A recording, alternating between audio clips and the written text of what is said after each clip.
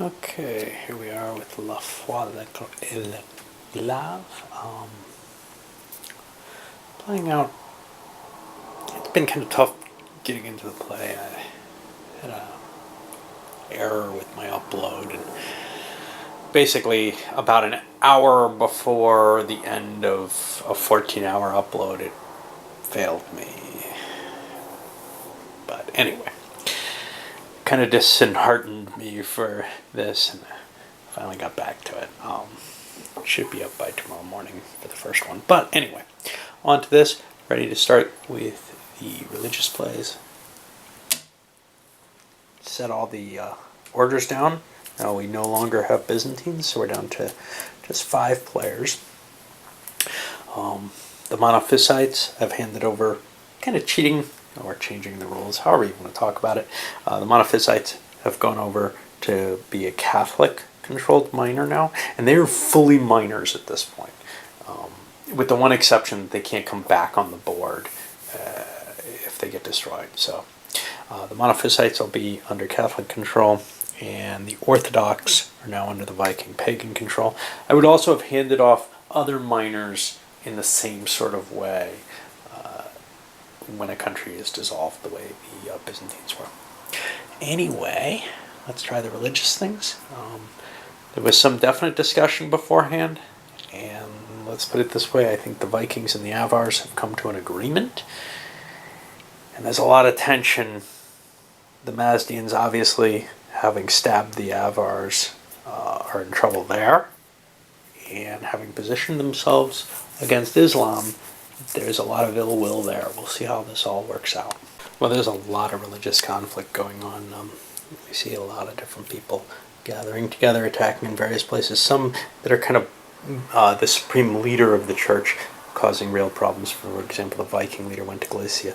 That trumps these 4 who are going to still suffer a loss, but these 4 Islamics who are in Galicia. Likewise here, the Avar supreme leader, the shaman leader, the sorcerer, has trumped over the Orthodox and the Mazdians who are here. I'll resolve these out, see what happens. And the net effect of all that combating. You see kind of where things have fallen out. You can kind of see the colors there. Hey, look, there's Mazdians in here, whatever. But in terms of here, Islam has spread and gained its foothold in Spain. It's taken southern Italy. They're winning the war of pushing the Jews by having them in 2 areas. They were able to now shove them into more of the Persian territory. And here, well, we see that the Avars are no longer as religiously pure as maybe a lot of the cultures have maintained. They're now kind of under attack. They've got some Viking incursion in a couple of their areas and a lot of the Mazdian. And they're looking more on an offensive side, which means that they've got kind of some stuff that they've left uncleaned up. They had not very many priests. They only had 10, whereas most of the others, 18, 20, 23. Only the Catholics with their tiny 5. And the Catholics are just kind of, fighting on. This is the kind of situation that somebody who was playing a game of diplomacy would often say, hey, I got something better to do. Just leave all my units mutually supporting or something like that. Or just leave them all on hold. I'm leaving. This is certainly that kind of circumstance. Anyway, we'll see how the military cleans things up. Right now, the Persians have a lot of strength militarily, which they took advantage of and built some new units. But we're going to see, because Islam can't do much about them. But the Avars are going to, I assume, try to put some pressure on them. And we'll also see how well the Vikings and the Franks handle things. Bunch of attacks. Let's take a look at some of the key areas at least. Well, we've got Islam moving across here, this here, and shifting over with forces in both directions, really. Nothing much happened here. Attempt to move into here from Silesia. That didn't do anything. Mutual support into Colchis. That's going to be legal. Okay, what about this attack? Well, the Avar Navy slid out into the Black Sea. This Avar army moved into Thrace with support from the Arabs. It was facing an attack with support there, but the Avars have the advantage, so they take the area. Greece, we get into Carpathia. Okay, let's look here because something interesting is happening here between the Franks and the Vikings. They move into Armor. Here we're trying to move in. The Franks have support, so they're going to make it. This goes into freeze. This was attacking. This was attacking in. This got defeated, so it gets bounced back. That prevents this from going forward. But here, this was attacking without support, I believe. So that's just gonna bounce off as well. So for the most part, they didn't get anywhere. Up here, we've got the Avars moving in with support from the Vikings. That's gonna push this into a retreat, while the rest of this stuff all shifts around. The retreat, well, we'll take it. This came out of Pologna. I could drop back here to Podolia. See, here's the thing. Volga is not really helpful to me, and it exposes me to the Vikings. They'd have to move those Vikings down, so I think I'm better off retreating here into Podolia. And that looks like it's about it. Just count the religions and drop some priests on the board. And after a quick count, here's where we are in points. Islam's at 61. It's nothing special to break that barrier, actually. The next bonus, I think, is at 70 or 75 points. Another Holy War is available. Not that anybody's used one. 118 is the victory. That's pretty much double lapping this. I don't know if I'm going to go that far. We'll see. I was really enjoying the game, but it is kind of long, and like diplomacy, it kind of starts getting a little tedious after a while, so people might come to some sort of agreement. Hey, this is how we split the world, whatever. But there's still a major war going on, so that's not going to happen anytime soon, because we have the Persians next at 59. Now, I think they hit their high water mark. I don't see them gaining much advantage, but they're still more powerful than the Avars. So if they could come to an agreement with Islam, hey, we'll leave each other alone. Really, we will. It's quite possible that the Persians could make up for whatever danger they're in. I just don't think that's likely. I think that that's where Islam's going to turn.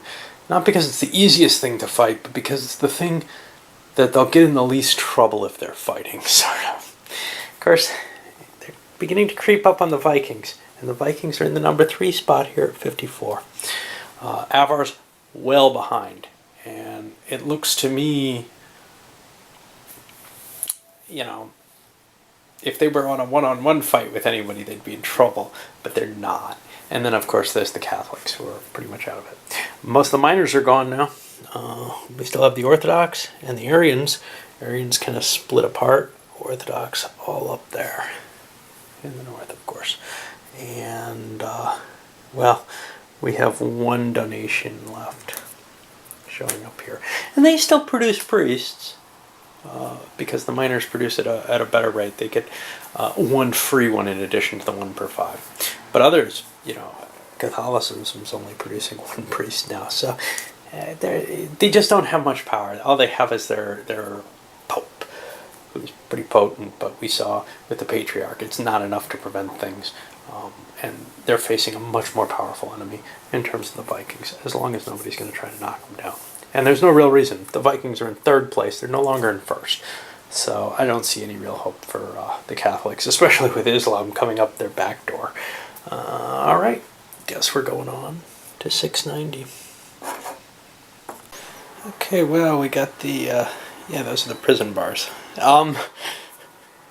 We got Orders set. I'm ready to head into the religious stage of 690. Now, the short game would end at the end of 690 and it would count everything up. I may do the counting just as a point of interest. I'm going to continue with the game, there's no question there. I'm in for the, at least a bigger picture than just this. Everybody's been playing for trying to win the whole thing, so it would be wrong to spring that on people at this point. Anyway, let's see what the religious movement is. But one of the cool things that I notice is, even though kind of the Avars are in fair condition in terms of their armies, etc., up against the Persians, they have this real lack numerically in terms of priests, and that really worries them. They see this tiny little stack compared to what they have. Now granted, the Mazdians might be working against other people, but right now their only real declared enemy is the Avars, and that's a big switch, which is, you're going to start seeing incursions, and then I start noticing, wow, if you win a religious battle, you can flip the populace and then get essentially an extra half support, win those ties. Interesting, just the way the dynamics work together with this. All right, onward. And one reason I mentioned that is I know I have an example where that's being attempted. Over here, the Arabs, or Islam, has put 12 priests into Castile. The hope here is the mass conversion rules, where they can take all the Catholics and turn them into Islam. That's just 2. 1 would have been enough, but they've got enough in there that now they've got a one-on-one attack essentially against the Castile fleet. They're going to be able to change that city. They're going to get full allegiance of that city, so it becomes, if they succeed in this, and they won't be able to build there right away, obviously. Of course, on the backside, having thrown so many priests into there means they couldn't kind of cover their butts, and the Aryans have popped out and slipped into Mauritania, where they'll be able to survive. Otherwise, they would have been destroyed in the Islamic area and had to move back into Italy. We're actually seeing a movement into Rome area. Definite interaction here. It looks like the Mazdians could not come to some sort of agreement with Islam. Kind of knew that already. The only question... So, really the thing was, the Arabs have been moving this way, and Persia was saying, look, we could be pretty potent together. We could really kind of split the Avars in half, and you could still advance here. You'd have very little threat on you. Well, Islam's still going to advance here. There is more threat, though, and that's the worry. They are in a real fight here. I don't feel like they would have been against the Avar shamans. Okay, let's take care of the actual conflicts for the religion. Well, I didn't read the rules carefully enough about the mass conversions and forgot. You need a military unit there at the same time, which makes a lot of sense. So that's not going to affect the Catholics as heavily as it did. And Islam really threw a lot of pieces there for little or no reason. But they're going to get the conversion, and they're going to get the bonus, because they already had one, of being able to advance in. Well, the offensive the Mazdians performed against Islam, in part using Jews to push them around, was somewhat effective, and actually the Mazdian religion is now more popular than the Islam one. Maybe a minor effect in the long run. The real question here comes down to who's military, who's got the cities, etc. to support this. But, like we saw, the military can be affected by the religion, and it is definitely an interesting little twist to the normal dip situation. Anyway, we're on to those military orders, and I gotta go to work. A little bit of lag time here, so what we're seeing is the effects of the military movement, and let's take a look at what happened in some key areas. First of all, the Arabs moved into Castile, and That's successful because of the religious change there. I gotta make sure the Franks retreat this way. They gotta come off this coast, they can't come off that one. Elsewhere, the Vikings are advancing into Nuestria with support from two places. Nuestria has no support. That's going to get popped. This support went away, but we still had the armor support. Now this is getting attacked with support from one place, because this one's getting popped. So that actually is going to succeed in knocking the Vikings out of here, while the Bohemians pull into Saxony. So I've got a couple of retreats to pull here. Elsewhere, we got in Dacia, but the Avars will win that due to religious advantage. Some supports, mainly people were afraid to do anything here, with the Vikings moving into Sweden, which they'll be taking. Let's look at this kind of mess here. Well, here it's fairly easy. They move in here. There was no real action here. Here the Yemenis fleet tried to move into the Indian Ocean, but there was no attempt at all by the Indian fleet to do anything. Now this would have been kind of interesting if the Persians had tried to go into Yemen. We would have a bounce, right? By normal means, that and I may have screwed this up a couple of times. We'll have to look here. By normal means, in a diplomacy game, there would be nothing. But because this is a border conflict, and Yemen is pro-Islam, it would have actually won and pushed them out of here. Of course, then they could retreat, and they could retreat, oh, who knows where. There wasn't anywhere too dangerous that they could have. So it probably would have been a good move for the... well, it was a good move for the Arabs to move here, because there was nothing bad that could happen, except maybe a positioning like this, which would be kind of dangerous, but I think better for the Arabs than for the Persians. Okay, we have another interesting situation down here, where we have supports into here. That's two supports. Here they only have one. Nothing much happens there. The Arabs are pulling their fleets back, and they actually coordinated this with the Avars. I think that's about it. I got to handle the retreats and the city's changing, because this is an adjustment phase, and then bring new armies on the map. Well, for all that maneuvering, not a lot of actual net effect in terms of economy. The Vikings, I think, gained a city and built a navy up here in Britain. They're looking at they have to go to war with Islam next. Catholicism almost destroyed. They want to maintain their peace with the Avars. Now this is where the failure of the Persians and the Arabs to come to an agreement is going to kill them, because there's no back area here. There's no fighting here. The Vikings can concentrate their effort on Islam. The Avars can concentrate theirs on the Persians. Now, as long as these guys are fighting, some effort, both in most importantly in terms of priests, but also in terms of armies, is going to be expended there. So they're going to gain less on their border, or they're going to lose more, or whatever. Catholicism down to 2 cities under the Franks, they're pretty much destroyed. Really just a matter of finishing them off. The Avar stealing Rome was kind of a last blow, but Islam taking Castile. Basically, everybody's picking them off. They're the cripple that you want to shoot in the barrel or whatever.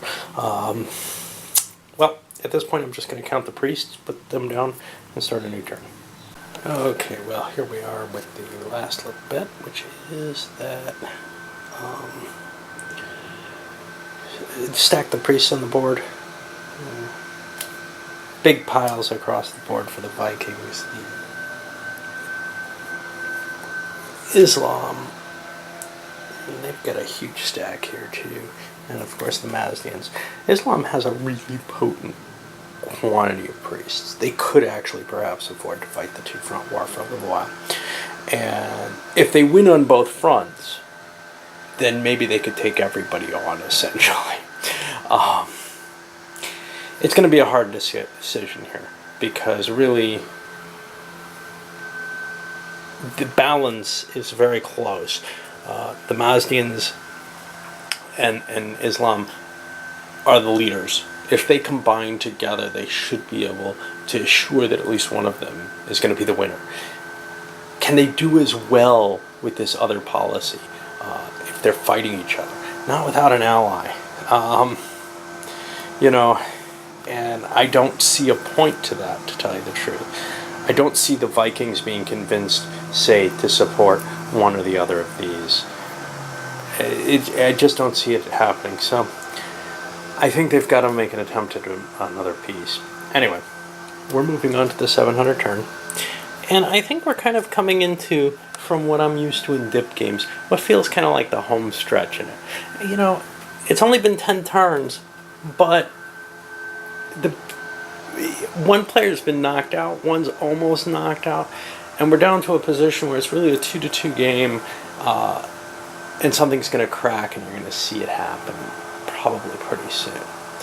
All right, and some of that comes down to luck, you know, who picks the right attack at a given time. Anyway, I'm going to load this one up and come back later.